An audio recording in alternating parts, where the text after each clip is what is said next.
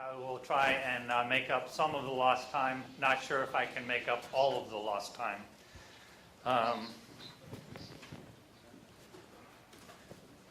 One thing I will do probably is skip a couple of places where I think there's a little bit less value to you. My experience over the years has been that if I try to go through something quickly, it actually generates questions and slows us down. So rather than trying to cover absolutely everything, I will skip one or two things. My email address, my personal email address, is on the last slide in the presentation. If you have questions about anything that I covered, or especially questions about anything that I skipped, feel free to send me an email and ask a question. If your written English is weak, send it in Portuguese, or Brazilian if you prefer. Google Translate is generally pretty good, so I can probably figure out your question. This is titled The Future of Project Management, and let's walk through a couple of things in terms of the agenda. First question is, why might we want to predict the future?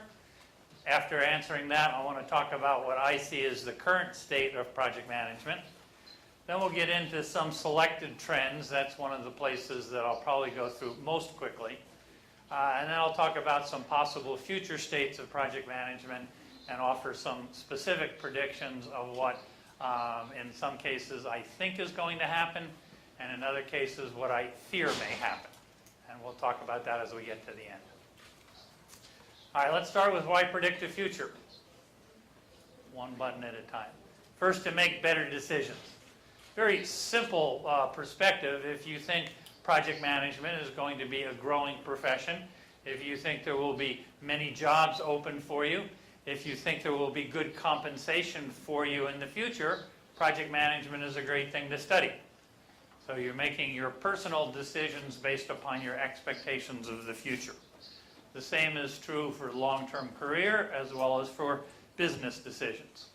Now, the other reason to try and predict the future is simply because it's fun. Right? Now, I predicted that the U.S. women would win the World Cup. I was wrong. Right? I predicted that Spain would win the Men's World Cup. I was right. I'm predicting that Brazil will win the next World Cup. I would not recommend that any of you bet on that prediction. But it's still fun. Now, not everybody's predictions are good. Irving Fisher, who was probably the most famous economist of the time, in October of 1929, that date may ring a bell, said stocks have reached a permanently high plateau. He was wrong. You may have seen this quote as well from Arthur C. Clarke. He said, houses will be able to fly by the year 2000. Now, if you looked at some of the ads for Singapore Airlines, it's getting pretty close to a house in the air. But it's not your house or my house, and I don't really think that's what Clarke meant. This is another one of my favorites. Ken Olsen, who is the chief executive of Digital, said there's no reason why anybody would want a computer in their home. At last count, I think I had something like 16, and that doesn't count the processors in the refrigerators and toasters. So Olsen was off by a little bit. I hope this one remains way off the mark. There's a woman named Baba Vanga, who's a Bulgarian prophetess. I guess people pay her for her predictions. She said that World War III would begin in November of 2010, and it would be over about a year and a half from now. With the way North Korea and some of the others are talking, maybe she was right and she was just off by a year or two. I seriously hope she was wrong. Hostilities will start as a normal war, but we'll use nuclear and chemical weapons. A little bit scary. Again, I hope she's wrong. In terms of the basic prediction process, we start by looking at our current state. Where are we now? Then we want to look at trends, and there are different trends we want to look at. Each trend may predict a particular possible future. If we look at a different set of trends, that may predict a different possible future. But as well, there are unknowns that make it difficult for us to know which trends are going to occur, sometimes which trends are occurring, and as a result of that, there's lots of possible futures that are out there. So when we say we're trying to predict the future, basically what we're trying to say is, which one of these many possibilities do we think is going to occur? So let's start out by looking at the current state. Where does project management stand? Lots of people would argue that project management is very hot, that it's something that's of interest to everybody, business, government, so on. If you Google the term project management and do it with project management in quotes, so you only get those two terms together, and of course you're only getting English language matches, but you see here 221 million hits. And I actually did this, I think, about 6 months ago, so the number's probably up. If you Google project management training, you get 96 million hits. There's 96 million occurrences of project management training someplace on the web. I believe only 3 of them are on my website. That was supposed to be a joke. There's over 200 universities, to my understanding, that are offering not just training in project management, but degree programs in project management. Some are in the engineering school, some are in the business school. But when I first got involved in project management seriously, more years ago than I will admit to, there were none. Right? There were no degree programs in project management, and I won't tell you when. Right? So things have changed. Things are getting kind of hot. And here's some other numbers that suggest project management is hot and popular. We've got more than 60,000 people certified as project managers. And my terminology there is chosen quite intentionally. IPMA level B and C are you get certified as a project manager. Your performance is evaluated. We have something over 500,000 people who are certified as PMPs. You're certified as a PMP, you're not technically certified as a project manager, but nonetheless, that's a lot of people. The folks who are involved with Prince 2 don't always announce their numbers, but the estimates that I've heard is something in excess of 800,000 people who have been certified in one of the 2 Prince 2 certifications. That's a lot of project management certifications. That suggests that a lot of people are interested in project management. Okay.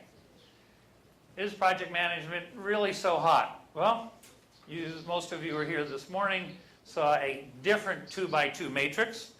And in this particular case, what I've got across the top here is government recognition versus public recognition of professions.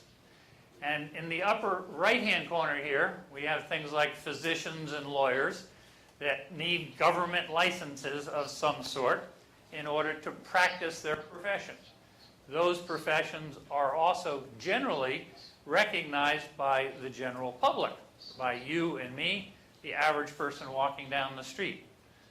If I asked the average person in the street to identify a profession, they would probably pick one of these, right? We also have other professions, if you want to use the term, that require government licenses in most parts of the world. Those include things like hairdressers and plumbers. Is plumbing a profession? You probably wouldn't get too many people outside of plumbers in the public who would say yes. Over here we have executives and scientists. No government recognition, but generally speaking, if you ask the average person walking down the street if science was a profession, if being a business executive involved being involved in a profession, most of them would probably say yes. The lower left-hand corner here, we got project managers and cost engineers. We don't have government recognition, we don't have public recognition. So the question is, which direction are we going to go? Right now we're in the lower left-hand quadrant. Are we going to move up here? Are we going to get over here into this quadrant? Or are we going to end up here somewhere? Where we're licensed by the government, but we're viewed as equivalent to hairdressers and plumbers. Don't know. So is project management really that hot? Kind of depends upon your perspective. You may not have heard it in some of the earlier presentations, but basically there's a lot of competition among the professional societies. We are not cooperating with each other. When it comes to trying to get governments to recognize project management as a profession, the folks from APM in the UK requested what's called chartered status.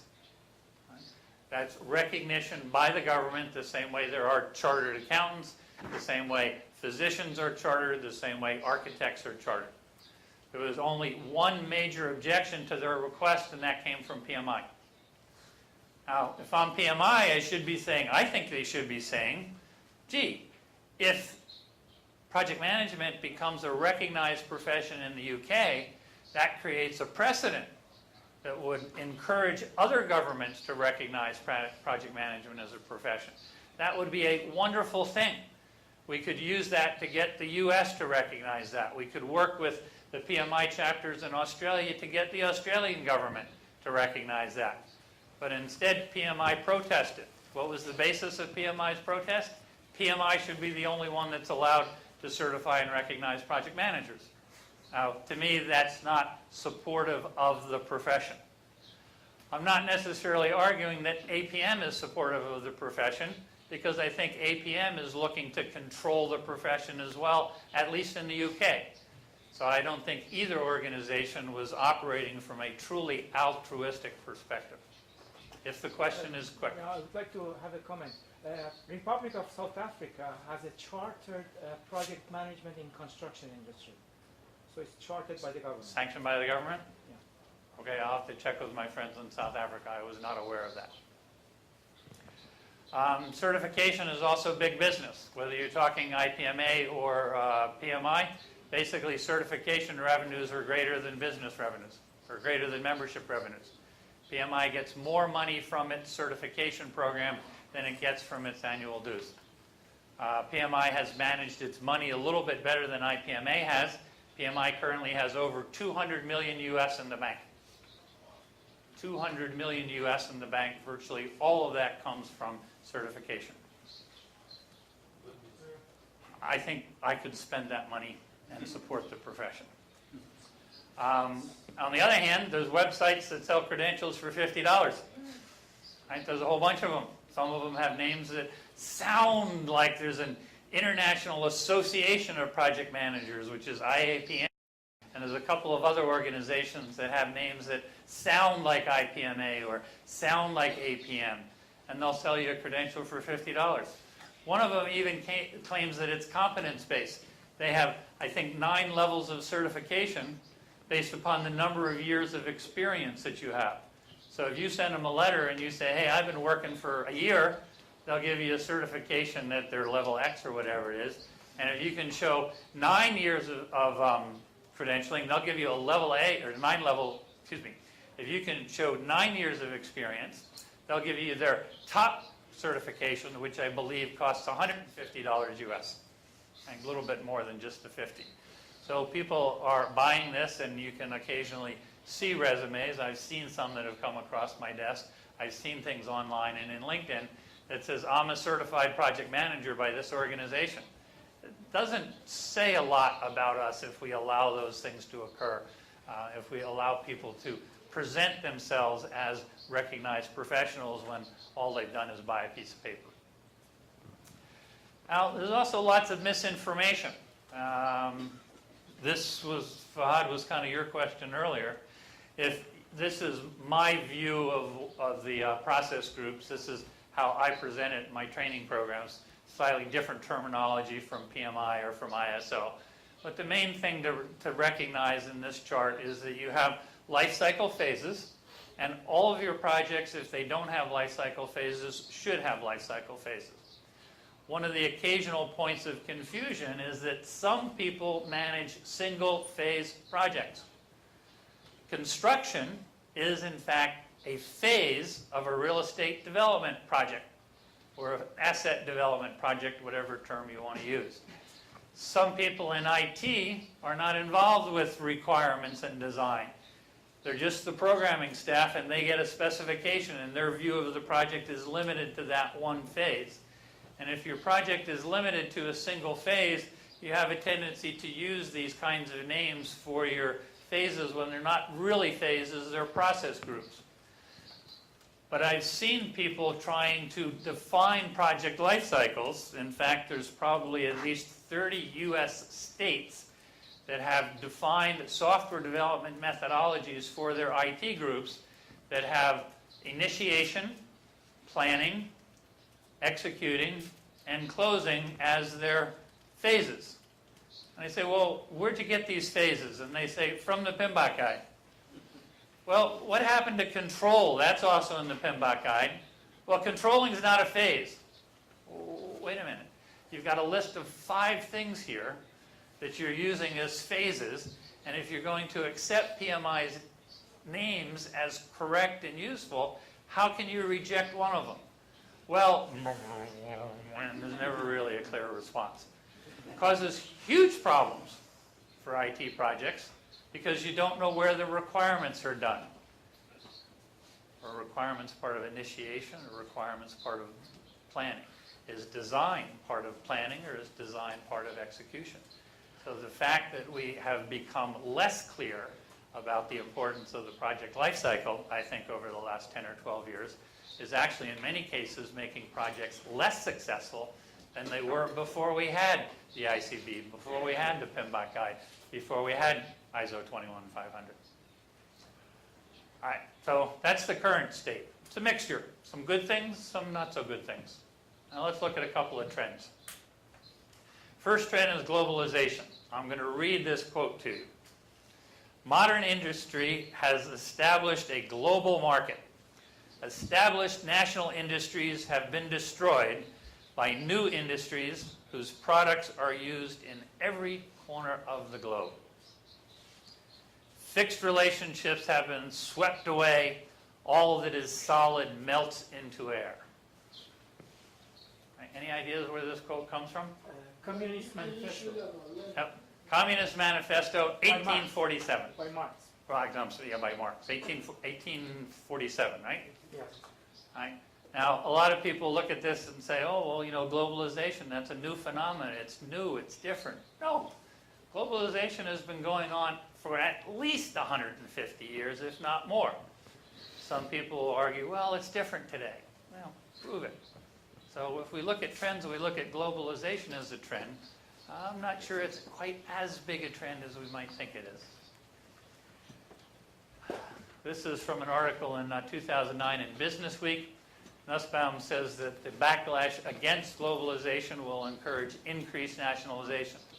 Now, I have seen a little bit of that. Some of it may be real, some of it's psychological. We all want to be different. We all want to be different. I deal with my clients in Russia. They say, Russia's different. I deal with my clients in China. They say, China's different. Rafa tells us Brazil is different. I think there may be more difference between Siemens and IBM than there is between Brazil and the USA, at least in terms of business. Food, yes. Driving habits, yes. Business, I'm not so sure. Right? Would you agree? He suggests that the Chinese economy will stall and crash.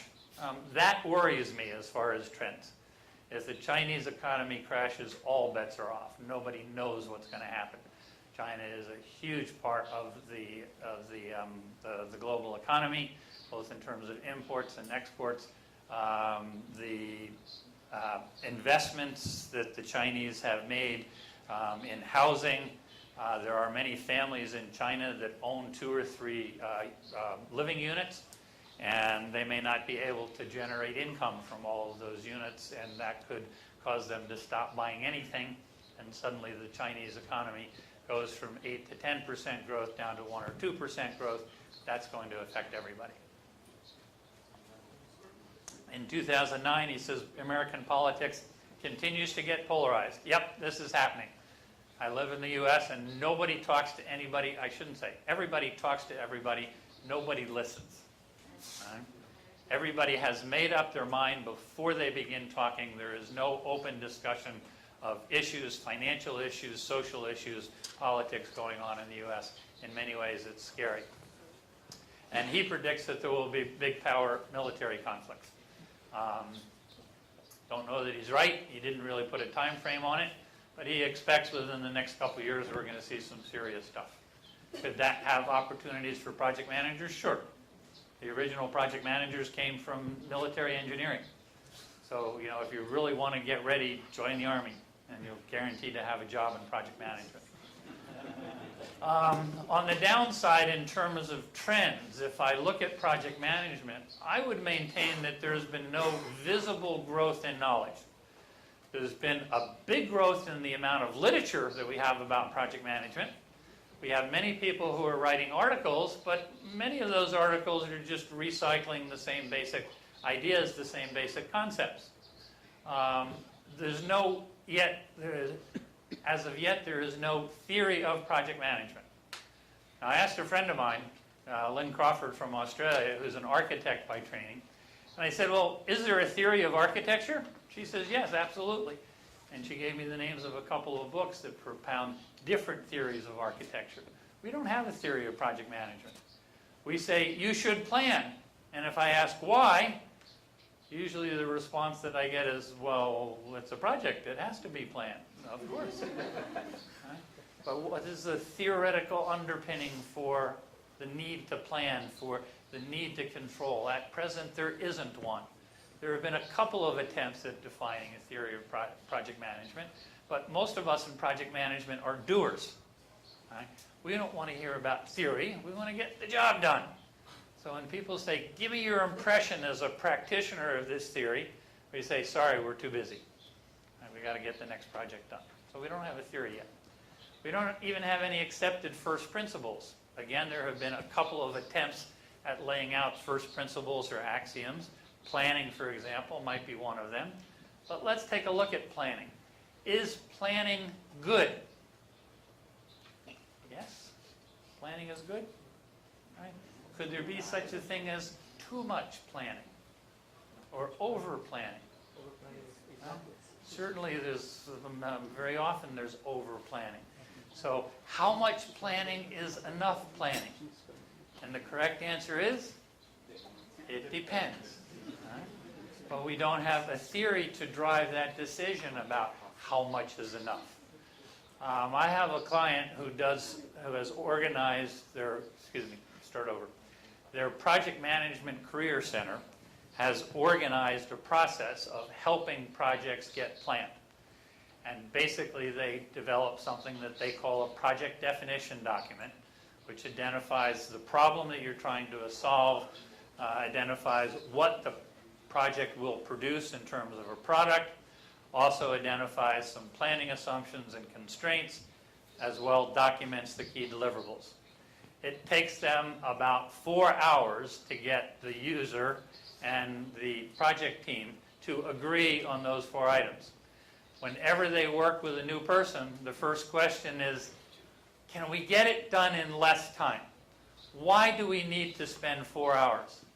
Now let's think about this. This is senior managers in a generally well-run organization that is well respected in the country that it operates in this case Canada, has a good reputation.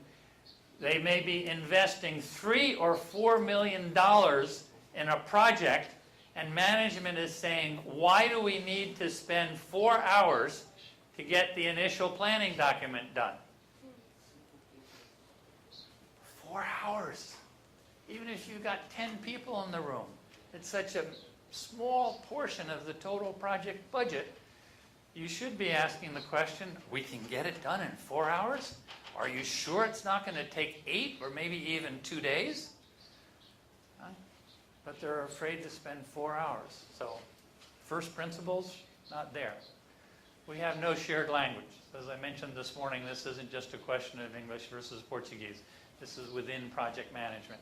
I told you the story of the 2 guys arguing about what a project charter was. We don't speak the same language within project management. Now, I understand you speak Portuguese here, but I also saw a report that showed how common project management terms had been translated from English into Spanish in Spanish-speaking Latin America. And for many terms, such as critical path, work breakdown structure, there were 4 or 5 different translations. So even if you're speaking Spanish in Latin America, you may need to convert the language to understand that the other person is talking about the same thing that you are when you're talking about work breakdown structures. If I look at the actual content, I suggested this morning as well, there's really no fundamental difference between the original PMBOK guide and ISO 21500. Yeah, there are some little changes of terms. There may be a process or two that was added. But the basic concepts, the basic structures, the basic ideas are the same. So if we're looking at project management being hot, what's changed? I mean, we've gone from 1996 to 2013.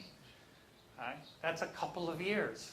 All right? We're getting close to 20 years, and our fundamental understanding of project management hasn't changed. Right?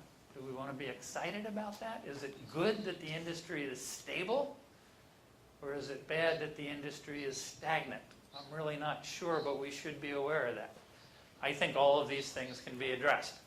I think we will eventually get people who are excited enough about theory to develop a theory of project management, and we will use that to revisit everything else that we do and say, is this compatible with the theory? Do we really understand what we're doing?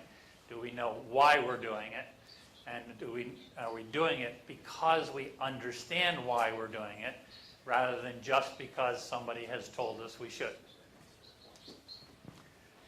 All right. We've also got inconsistent results. If you look at some surveys that are available in the what I call facility development, so construction, buildings, nuclear power plants, and so on, projects are successful almost all the time. Now, I'm going to put mega projects like your refinery in a separate category. But these are basic construction projects in terms of building office buildings, apartment buildings, and things that, for the most part, people understand. On the other hand, if you look at IT projects, according to a lot of research that's been done, IT projects are successful less than half the time. Now, if there is a commonality to project management, if project management is in fact fundamentally the same, and I believe it is, in construction and in IT, why aren't the success rates similar? And I think one of the reasons the success rates are similar is that some people in some fields want to be different, and they refuse to learn from other fields. I once visited a client that was in high tech. They actually produce computer-aided design software. And somebody had posted a little sheet of paper over one of the copiers that said, if architects had to design buildings the way software developers design software. And it said the client wouldn't know whether or not they wanted a one-story house or a two-story house. They'd be unsure about 2 bedrooms versus 3 bedrooms versus 4 bedrooms. They wouldn't know how big they wanted the kitchen, and went through a whole bunch of other things. I made a photocopy and showed it to a friend of mine who was an architect, and he read it and said, yep, that's my client. There was a major building in Boston that started out to be first-class office space. And by the time they got the permitting done and approved by the city, it had a small boutique hotel in it with about 50 rooms. It had 10 units of low-cost housing for poor people in Boston. And then it had some first-class office space above it, and it had a great big arch in the middle so that the building would not obstruct the view of the harbor for the people who were walking along the street. Scope of that project changed 50 times before it got constructed and built. And yet still it was done, and it was done successfully. Right? Why can't software do that? I was involved in software. I don't understand why we can't do that. I really don't. All right, executive management's frustrated. A couple of quotes for you. I wish I could make this up. I really do. I am not that creative. These are real quotes from real people. From a person I know who ran a good size, about a 500 or 600 person commercial software firm. She says, I know we do projects. I know we spend money on training. As chief executive, project management just was not in her horizon. Wasn't part of her day-to-day responsibilities. Heard another guy say, why do we need full-time project managers to fill out status reports? Had a little bit different view of project management than I did. I think he confused controls with management. And this is one of my favorites. I've spent $2 million getting all of my project managers certified, and our project management still stinks. He actually used a little bit stronger word than stinks, but this is the public version. Okay, so let's look at some possible future states. I'm going to go through a couple of things here real quickly to make sure we get to my predictions. These are from Wired magazine. They said there will be meal replacement patches. You'll get a patch like a nicotine patch, you put it on your arm, and that's lunch. So you don't have to go out for lunch. What are the implications for project management? Well, your team members are going to be able to play World of Warcraft during lunch. They don't have to go out to lunch. Heads-up display from contact lenses, a step past Google Glasses. You put your contact lenses in and you'll actually get a heads-up display like the military pilots do. What are the implications for project management? Team members can play holographic World of Warcraft during lunch. Wired says there's going to be free Wi-Fi in most urban areas. Pretty much has happened in the U.S. It hasn't happened every place in the world. But most airports that I go to, there's free Wi-Fi. Certainly pretty much every place in the U.S. the airports have free Wi-Fi. Starbucks has free Wi-Fi. Right? I can go pretty much any place, probably 2 Starbucks in every block, most places in the U.S. But if I want free Wi-Fi, I can go to Starbucks. Right? This was from a division of British Telecom that does some predictions for British Telecom to help them do their own planning. They said systems will understand text and drawings. So automated systems will understand text and drawings. What are the implications for us in project management? Well, project planning is automated. Right? I take my drawing, if I'm in construction, for example, I take my drawing, it gets scanned, and it generates a plan, a schedule, bill of materials, and everything else for me. There are systems in place that come close to doing that today, but not quite.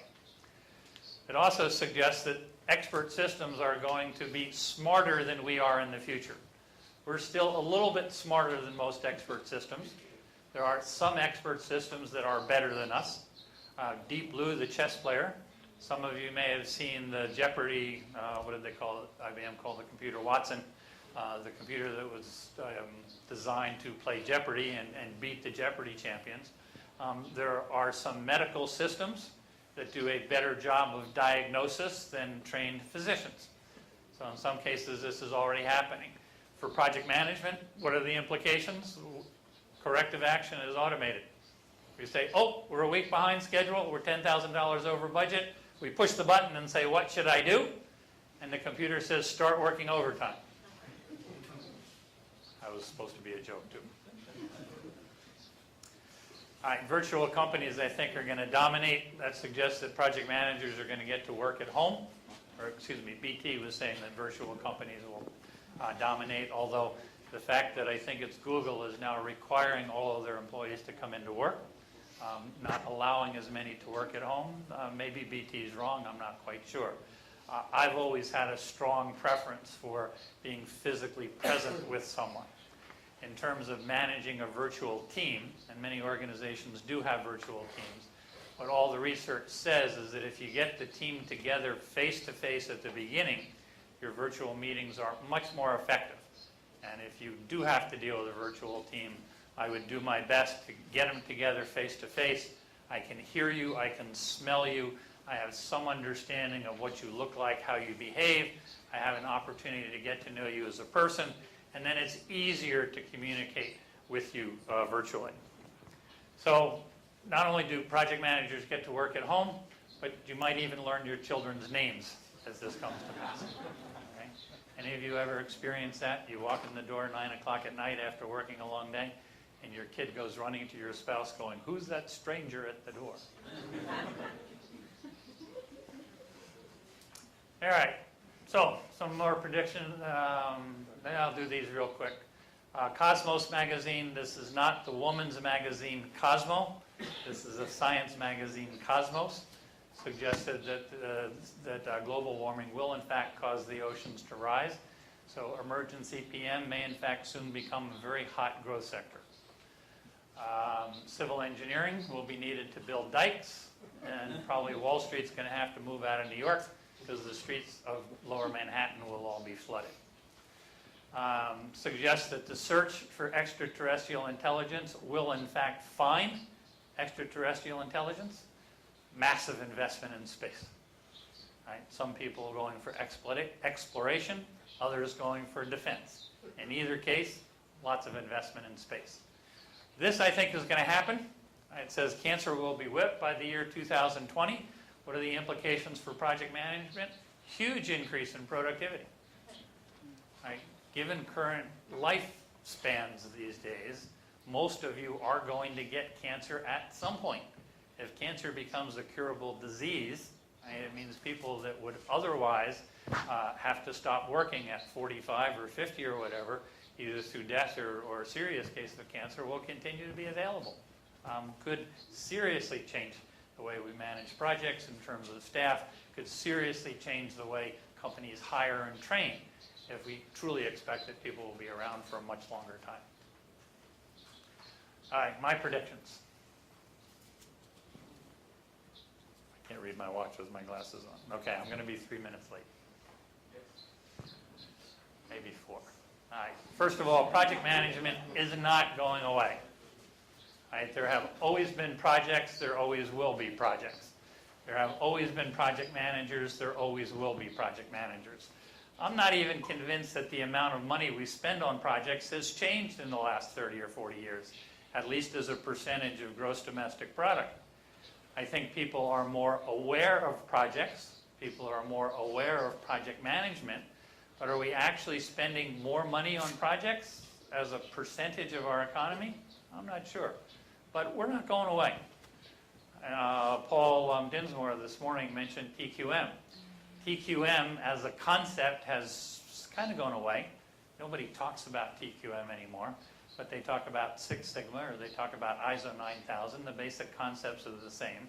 And at some point in the next couple of years, we're going to get tired of hearing about Six Sigma, and somebody will invent a new name for total quality management, and we'll still be doing the same kinds of things. So project management is not going away. I expect that project management is going to resegment by application area or domain. What do I mean by resegment? When I basically put the PMBOK guide together in 1996, that was really the first book that talked about project management as a generic concept. If you look in the libraries, basically every book prior to 1996 talked about a particular kind of project management. It was managing software development projects or managing construction projects, managing new product development projects. And if people talked about project management without qualifying it, we found within the first chapter that they were in fact talking about a specific kind of project management. I think there's a good chance that we may resegment. I think the UK is going to approve APM's request, and I think there's a good chance that they're going to limit their charter to people who are involved, or limit their certification and credentialing to people who are involved in large engineering and construction projects. If I'm right about this, what that means is if you want to call yourself a project manager in the UK, you have to be involved in engineering and construction. So that means if you are managing software, new drug development, if you're a consulting engineer might make it, but let's stick with software. If you are working for Microsoft or Apple developing software applications, if you are working for Apple developing the iPhone 6, you will not be able to call yourself a project manager in the UK. And I think there's a very good chance that that's going to happen. I think in response, many of the engineering associations, particularly the national ones, because of the money involved in credentialing and in selling standards, are going to start to provide better support for their members. If I'm a member of the local consulting engineering society or the mechanical engineering society, I want to know how to manage mechanical engineering projects. I probably don't care about the generic issues. I want help doing my job. And I'm going to get it from my professional association. Project management is funny because we cross so many different disciplines. And because there's money involved in project management, because there's a need for project management, I expect that these other professional associations will start to address that need, and we may find that they do it better than we are able to do it in PMI or IPMA from a generic perspective. I think performance-based certification is going to become the norm, things that are primarily exam-based. such as IPMA Level D, the CAPM or PMP, I think will be required for newcomers. If you want to get involved in project management, people are basically going to say, pass a test, prove to me that you speak the language, and then I'll be willing to talk to you, I'll be willing to interview you. I think evidence-based credentials are going to be required for promotion, and you heard a little bit of that implied in the previous presentation. I want an assessment that tells me that you have, in fact, successfully managed a project, you have delivered the results that were expected before I promote you. I think the professional boundaries are going to be redrawn. I think project portfolio management is going to move out of project management and is going to come back into the finance department and be integrated with capital budgeting. For those of you involved in IT, basically what that means is that IT's chronic overcommitment should stop. Every single IT organization that I have consulted with is working on too many projects. You just do a very simple calculation. You say, let me see how long your projects are going out, how many hours you expect those projects to take in each of these periods. You divide by the number of people that are working in the organization, and every IT organization that I've worked with is overcommitted. If the people in finance who are familiar with capital budgeting, managing cash flows take over, they're going to stop that. I think project management offices are going to go back to being supportive primarily of individual projects. This is a cycle that may continue. Project offices started as project support offices. They were focused on providing scheduling and estimating typically for a single project. And then somebody got the bright idea and said, if it works for one project, it should work for the whole department. I'm not sure it works for the whole department. I happen to be a deep PMO skeptic. I think there is a need for some level of project management coordination across the organization, but I would prefer to see a project management department that is clearly equal with engineering, marketing, and the other departments so that it has some credibility, so that it has more credibility. I think we'll return to our roots. I think people will realize that the current emphasis in the standards, or the current de-emphasis of the standards on project life cycles is a problem. I think you'll start to see more information about life cycles. I think benefits realization will get better. I think project managers will start to be held accountable to some extent if the project does not deliver the benefits that are expected. As the project manager, typically I can't actually deliver the benefits, but I can ask good questions. If I'm working for a company that needs to have marketing support for its product to be a success, and as the project manager I realize that marketing has not committed any funds to this product, I can't force marketing to spend money, but I can certainly tell senior management in my organization that they're wasting money on my project if marketing isn't going to support it. And basically what I should be saying is we should cancel this project today because marketing has no plans to support it. Why continue to spend money? Why throw good money after bad? It simply doesn't make sense. But very often we're just so in love with our project, it's very hard for us to do that. We need to get away from that. In addition, I think lessons are going to be learned once. I have clients that have these wonderful files of lessons learned, and you go through their lessons learned file, and I say you learned the same lesson in each of the last 18 projects. When are you going to fix it? And it's kind of like, well, we really didn't have control over it. I think in the future we're going to get smarter about that. Management will be smarter about project management, and they'll see that that happens. I think we'll get back to the point where plans are, I call them tools, not rules. Many project managers, particularly young project managers in my experience, are afraid to change the plan. Right? Plans should change. Right? They should be dynamic, they should be living. Competent project managers understand that plans are living creatures, and I think we will get back to the point within the discipline where it's not just experienced, competent project managers that know that, but in fact all project managers will know that. Not only know it, but practice it. Okay. Probably, all right, here we go. One of my favorite quotes, project management will continue to be easy to understand and hard to do. Right? easy to understand and hard to do. So that's my final prediction. And do you want to allow time for a question, or do you want to let them get their coffee?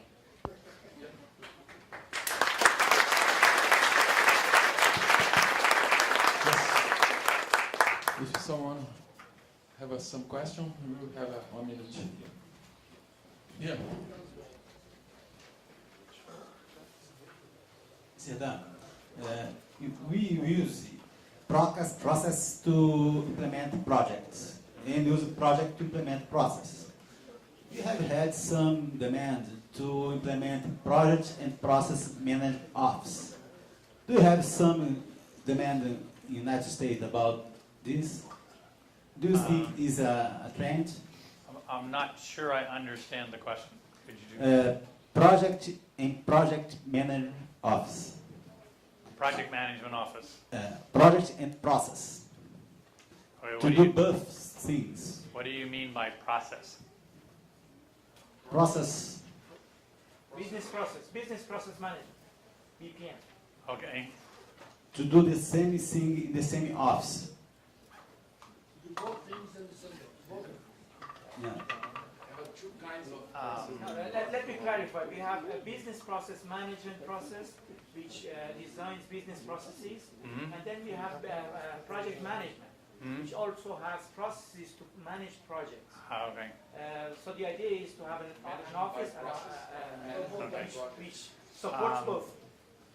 I can't say that I have seen a lot of that.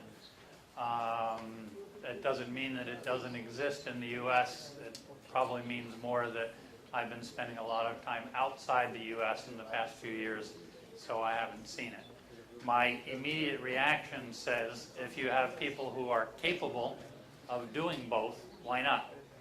If you have people who are good at designing business processes, why not allow them to design project management processes as well?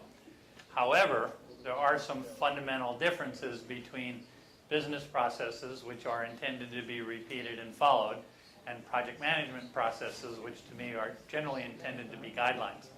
And people who are good at writing rules may not be good at writing guidelines. So my answer to that would be, it depends. Thank you. Isn't that a wonderful phrase? Mais alguém? Pessoal, temos então 15, 20 minutos de coffee break e aí retomamos a nossa agenda, ok? Obrigado. Recado lá?